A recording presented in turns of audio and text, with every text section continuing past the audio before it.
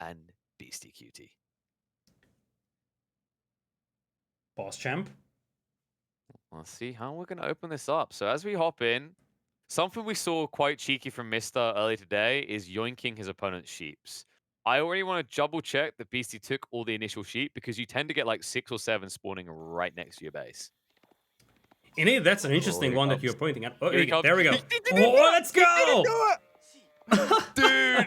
Dude, okay, there is no way this keeps working consecutively weekend after weekend, but Mr. has clocked it. Beastie, he tried to min-max the greed, and look at all the sheep.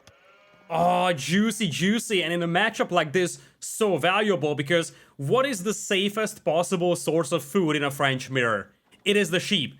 Almost impossible to harass, unlike the hunt, unlike the berries, unlike the fish even. So every single sheep that you get for yourself is a massive, massive advantage. Great start over there from Mista. He's playing on the left side, or the right side rather, in red. And on the northern corner of the map, it is Beastie playing in blue, barely finding any sheep. Mista has perfected scouting these clumps of Holy... Oh my Come God. on. Like, Beastie kind of deserves this. I'm just going to be blunt about it. Like, he was watching Mr. Series, right? And we highlighted that Mr. done this in the previous series, and you could see the sheep he got. So you'd think that the adaptation would be, I'm not going to let it happen. I'm just going to get my safe sheep. Nope. Beastie, he was like, they'll be there. They'll definitely be there when I get back. And the worst part is he hasn't spotted it yet. When he returns to his base, he's like, where are my sheep? First thing he's probably going to say is, Adney, this map sucks. Can you balance it better? It's not Adney's fault. It's just you got greedy and Mr. punished you for it. Yeah, like, one of the things to point out is that when it comes to a new map, you have to figure out how you scout it, because at the highest level, it's gonna come down to small details. Couple of seconds being slower or faster to a certain position could easily yield you 10 plus sheep. And it looks like, not just against Beastie, but in general, Mista probably did the best job figuring out how exactly he needs to scout this map, what scouting pattern he needs to employ to ensure that he's going to have the maximum amount of sheep. It takes time for players to figure out how to scout a map like this, and Mista has been the fastest doing it. He gets rewarded with a combined number of 28 sheep. Do the quick math on this one. How much food is that? 28 sheep. Oh, God. So it's 250 per. That's going to be 7,500. So it's going to be 7,000. 7,000. Not bad. 7,000 food. All right, well, I mean, but Peste has to be happy, you know, having you for today. It's like, this is why we have you, so you do the quick math for us. Like, how? At what point did I become like the nerd? I mean, like, in some ways, yeah, I accept it. Like, me shouty man, Lidakor, be smart. I mean, ever since I can't add 2 numbers without a calculator, so it's like, you know, you got forced into this role. Oh man, I wish I just had Mr. skills instead. Like, does farming in real life translate into game? Like, did you just see the land? He was like, that looks like good sheep grass there. They must be in that area. I just like the beautiful thing is like he shows you exactly how sitting back and thinking about the game instead of just playing it non-stop can reward you, because he's the only player I've seen who's had this thought to go, yep, there's a lot of sheep next to your base, and a lot of players are ignoring that.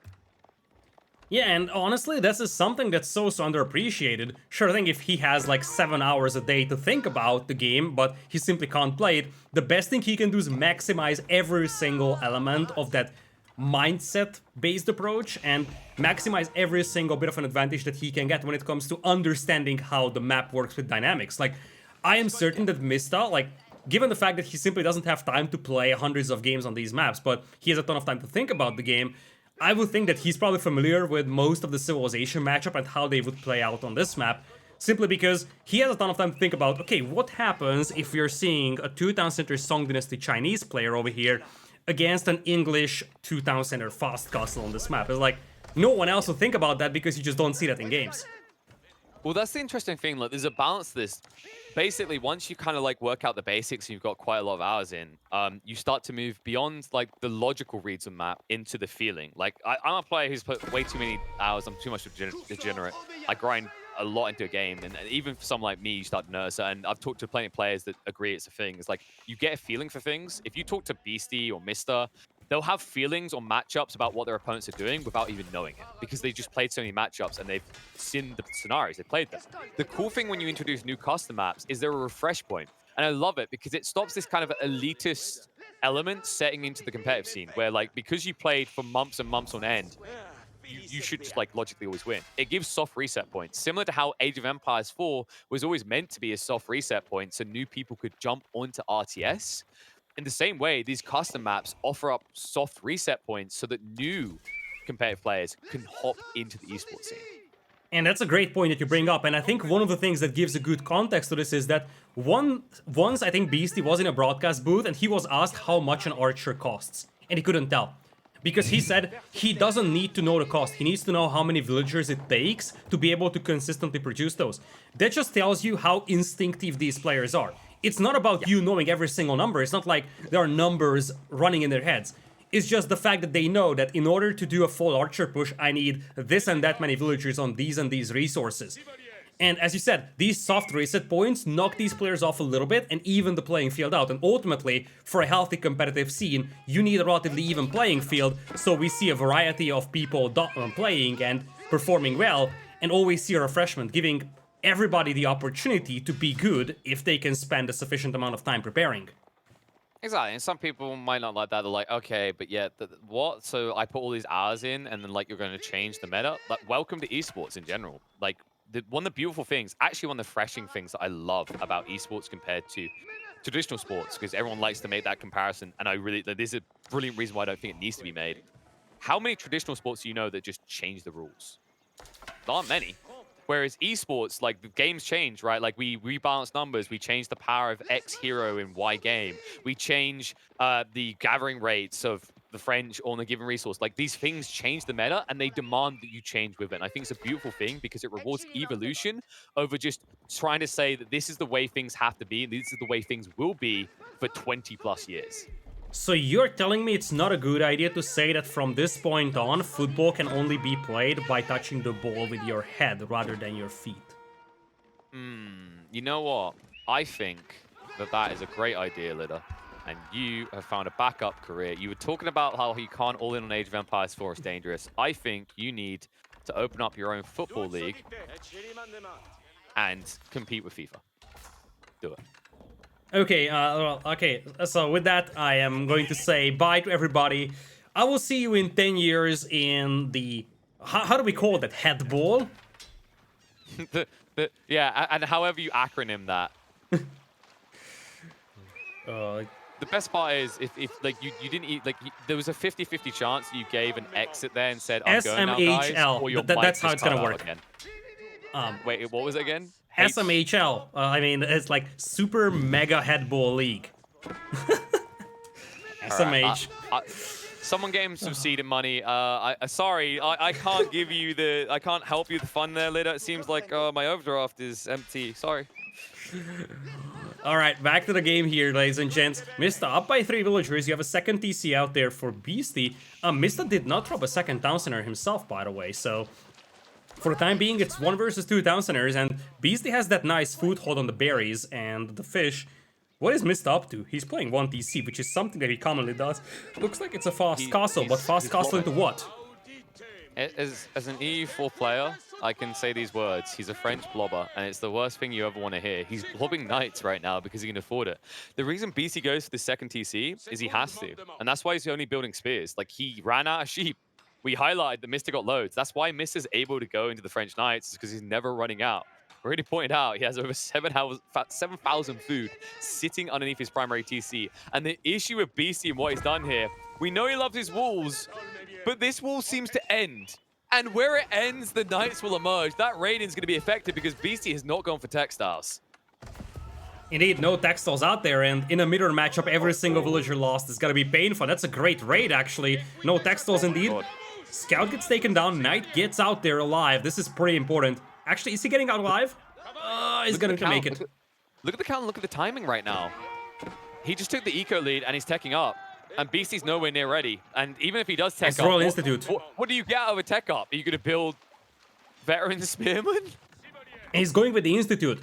He wants to play a fast game over here. Like, I can even imagine Mista just saying, okay, now I'm going to start adding some Arbaletry, get the crossbow stirrups, get the Gambeson's unique upgrade, maybe even think about adding a couple more Knights in the Royal Bloodlines, although that is a pretty pricey upgrade, but then go heavy on the stone and I just go for a super aggro castle drop. Because you have to split your attention, and you have a very immobile army right now if you're Beast. It's only Spearman that's guarding your expansion TC.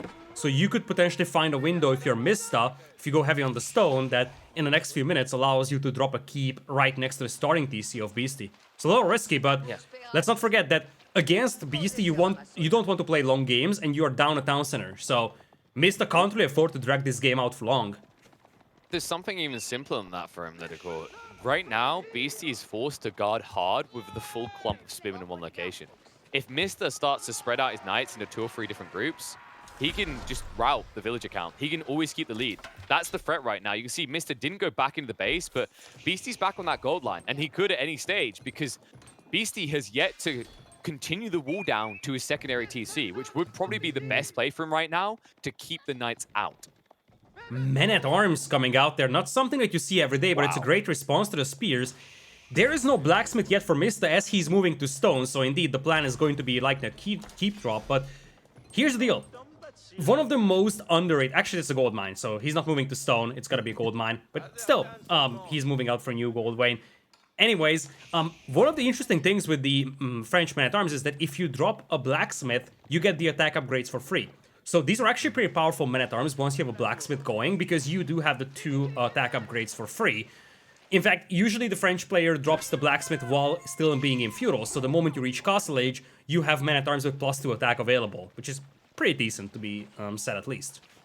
And you get more bang for buck out of the blacksmith upgrades past then, right? Because if you want to get the melee tech level 2, let's say you win arbors as well, that's a heavy investment to get both tech 2 researchers. And this situation could save additional resources, which is important because Mista's on the clock. Like, he needs to keep the rating up. He needs to be more efficient with every slide in towards BC's base. And he's going to slide in again. Decides against going through the gap, though, as he sees the walls going up. But make no mistake, BC is getting condensed hard here, and he's being a greedy boy. He's going for the guild hall. Let's keep in mind, Cantot settles and Royal Bloodlines are yet to finish, and Beasty did not see the Institute. Beasty doesn't know that Mista is on the Institute.